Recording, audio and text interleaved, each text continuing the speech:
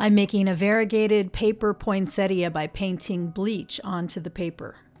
Bleach is no joke. You don't want to breathe it or touch it. Only work in a well-ventilated area. I did some spot testing on some paper samples, and I worked on a butcher tray to contain any spills. You have to be generous in the application of the bleach or you won't get the solid color change. And you can see by the time I get to this 5th petal, it's already starting to change quite a bit. I added a tiny dot of bleach to each circle in the center.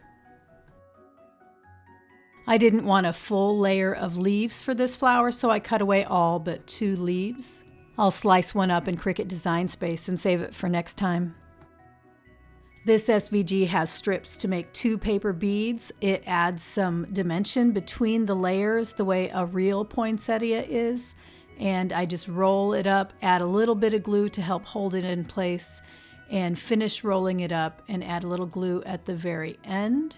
And then I just set those aside to dry. I do also run a paper piercing tool down the middle. The quilling tool leaves a strip of paper right down the middle of the hole, and I use a tool to move that out of the way.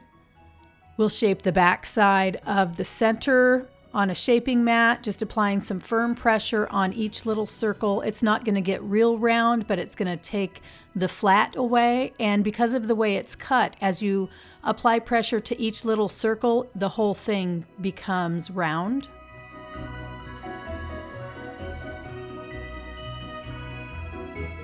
I want each leaf and petal to droop downward, so I run my fingernail along the stem of each one, and then I fold each leaf and petal upward.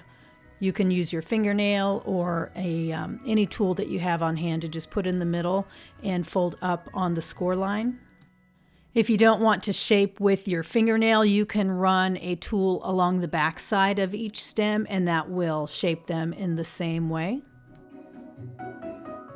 I'm using a bone folder to fold each petal upward. I'm wiring the leaf with a little Oasis bind wire.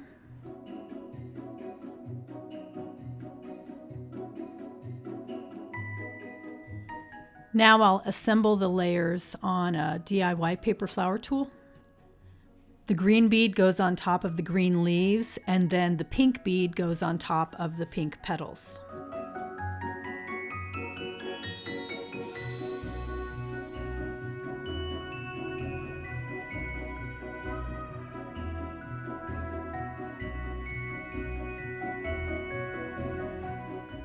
When I know the glue is set, I'll remove it from the DIY paper flower tool.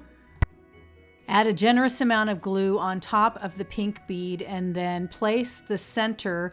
There is a circle that's pretty much in the middle. I think you can tell when you put it on, and just position it over the bead and use tweezers to apply a little pressure to make sure it contacts the glue, and then let it sit until it's dry.